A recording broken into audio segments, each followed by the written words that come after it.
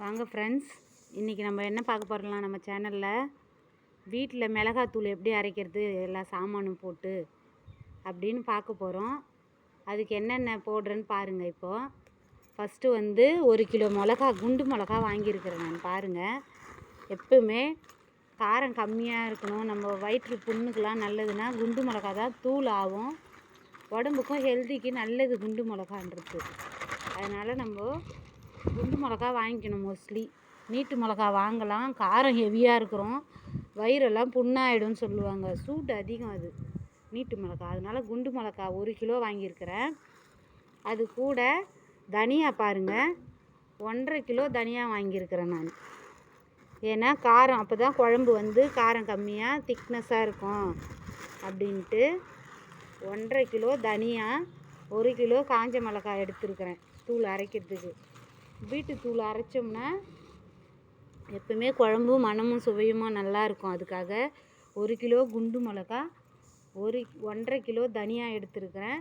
இப்போ சாமான் என்னென்ன போடுறேன்னு பாருங்கள். நீங்கள் சாமான் வந்து நம்ம எது எது போடுறேன்னு நல்லா பாருங்கள். இப்போ உங்களுக்கு காமிக்கிறேன் நான். ஃபஸ்ட்டு வந்து மஞ்சள் எடுத்துக்கிறேன், 100 மஞ்சள் போடுறேன் பாருங்கள், 100 மஞ்சள். இப்போது 100 மஞ்சள் எடுத்துருக்கிறேன். இது கூட வந்து நம்ம என்ன சேர்க்க போகிறோன்னா, மஞ்சள் வாங்கிட்டு வந்து ஒரு வாரம் ஆனதுலேயே இந்த மாதிரி இருக்குது பழைசா.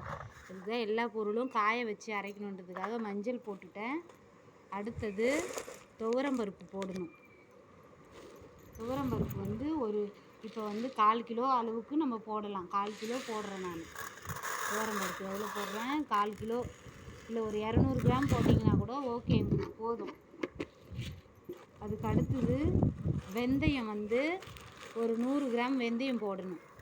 காரம் கம்மியாக இருக்கும், வயிற்று புண்ணுக்கு நல்லது. அதுக்காக வெந்தயம் வந்து 100 கிராம் சேர்க்குறேன்.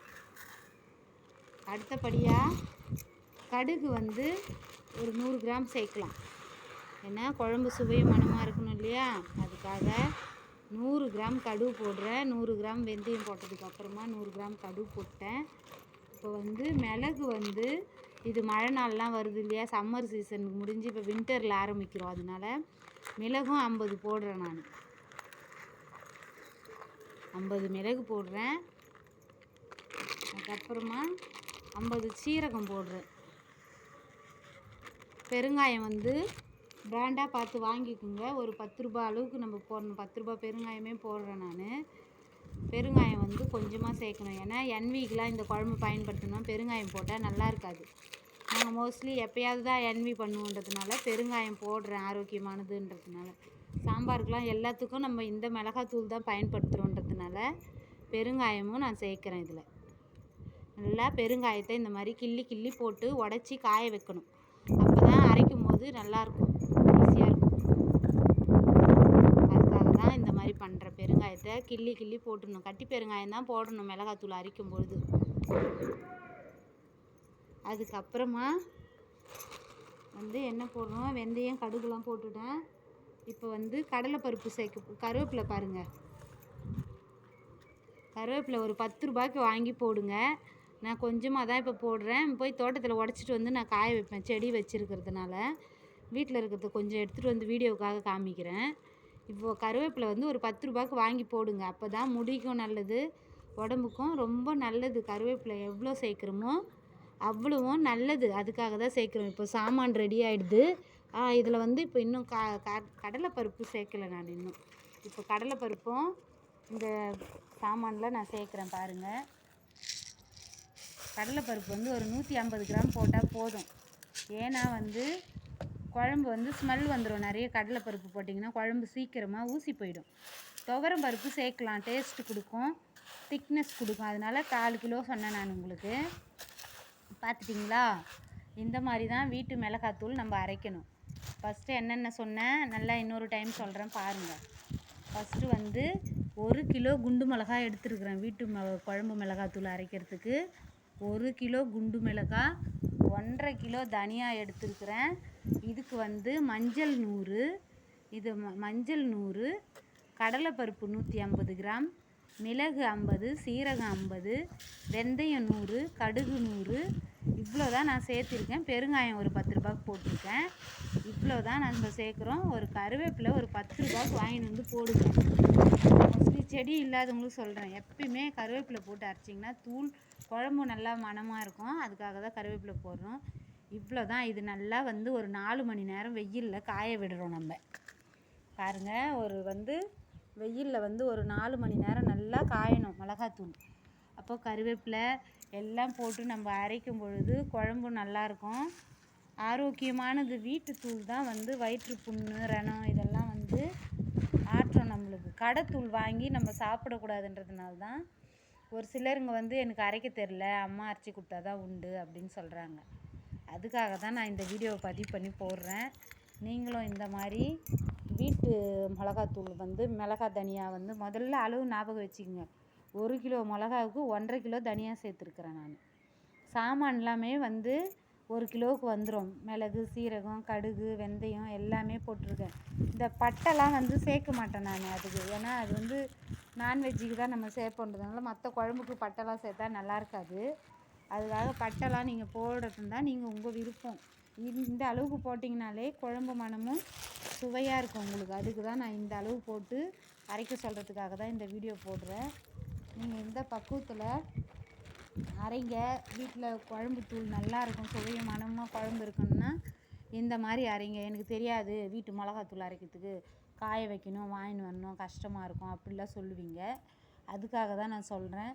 இந்த மாதிரி நீங்கள் மிளகா தனியா வாங்கின்னு சுத்தப்படுத்தணும். ஃபஸ்ட்டு தனியாவில் எதுனா எலி புழுக்க அந்த மாதிரி இருக்கும். வாங்கும் பொழுதே நல்ல தனியாவாக பார்த்து நம்ம வாங்கிக்கணும். தனியா தான் மெயினாக இருக்கணும், சுத்தமாக இருக்கணும். ஏன்னா அவ்வளோ பூர்ணமுத்தெல்லாம் வாங்கக்கூடாது. அந்த பூஞ்சைகளால் நம்ம உடம்புல வேறொரு நோய் உற்பத்தி ஆகிடும். எந்த பொருளுமே பூர்ணம் பூத்துட்டா அதை எடுத்துக்காதீங்க. அதுக்காக சொல்கிறேன் நான். இப்போ தனியா மிளகா பாருங்கள், கொஞ்சம் பழைய மிளகாவை வாங்கிக்கணும். புது மிளகா வாங்கக்கூடாது. ஏன்னா புது மிளகா காரம் ஹெவியாக இருக்கும்.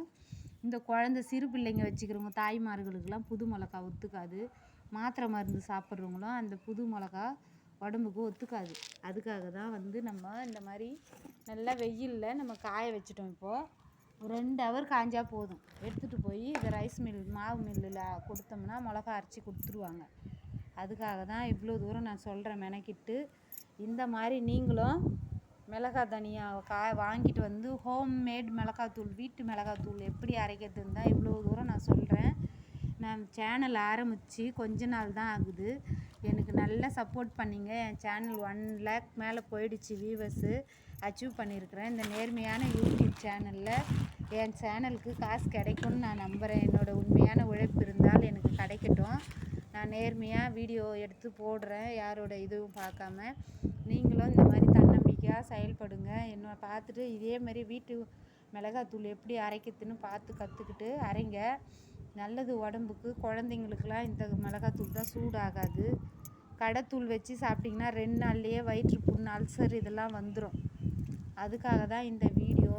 இந்த நேர்மையான யூடியூப் சேனலுக்காக எனக்கு கொஞ்சம் நீங்கள் வியூவர்ஸ் எல்லாரும் சப்போர்ட் பண்ணுங்கள். என் சேனலில் இந்த மிளகாத்தூள் அரைக்கிறத பற்றி நான் இப்போ போட்டுருக்குறேன். வீட்டு மிளகாத்தூள் இதெல்லாம் கொண்டு போய் நம்ம மிஷினில் ஒரு 3 மணி போல் எடுத்துகிட்டு போய் இதை அரைச்சின்னு வரணும். நல்லா வெயில் படும்போது தான் இதை காய வைக்கணும். ஏன்னா மற்ற நேரங்களில் மழை நாள்லலாம் இதை வாங்கி அரைக்கக்கூடாது. மழை நாளில் லேசாக சூடு காந்தாமல் வறுத்து எடுத்துப்பாங்க பேனில் வச்சு. ஆனால் அது குழம்பு ஸ்மெல்லு ஒரு மாதிரி சுரநாத்தம்னு சொல்லுவாங்க, அந்த மாதிரி வரும், தீஞ்ச வாசனை வந்துடும். அதுக்கு தான் நம்ம இந்த மாதிரி மிளகாத்தூள் காய வச்சு அரைக்கிறது தான் ஆரோக்கியமான விஷயம் உங்களுக்கு. அதுக்காக தான் நான் இந்த வீடியோவை பதிவு பண்ணுறேன். வறுத்து அரைக்கிறதுலாம் குழம்புலாம் நல்லா இருக்காது. இந்த மாதிரி நீங்கள் காய வச்சு சுத்தமான முறையில் அரைச்சி வீட்டில் குழம்பு வச்சிங்கன்னா சுவையும் மணமும் அருமையாக இருக்கும். அதுக்காக சொல்கிறேன். என்னோடய சேனலை எல்லோரும் பாருங்கள். என்னோடய சேனல் எல்லாமே எப்படி இருக்குதுன்னு கமெண்ட் பண்ணுங்கள். இந்த மாதிரி மிளகாத்தூள் அரைச்சி பயன்படுத்துங்க. தேங்க்யூ ஃபார் வாட்சிங் மை வீடியோ. எல்லோரும் என் சேனலுக்கு சப்ஸ்கிரைப் பண்ணுங்கள். ஸ்கிப் பண்ணாமல் என் சேனலை பாருங்கள். நான் அதிகமாகலாம் படிக்கலை. என்னோடய சொந்த முயற்சி, யாரை வச்சியும் நான் இந்த வீடியோலாம் எடுக்கலை. எனக்கு தெரிஞ்சதை நான் அப்படியே போடுறேன்.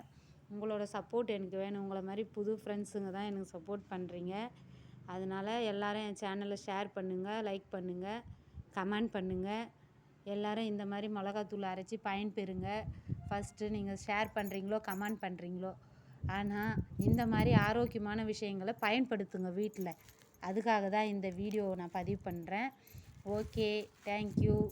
எல்லாரும் இயற்கையோடு இணைஞ்சு சமையல் பண்ணி சாப்பிடுங்க.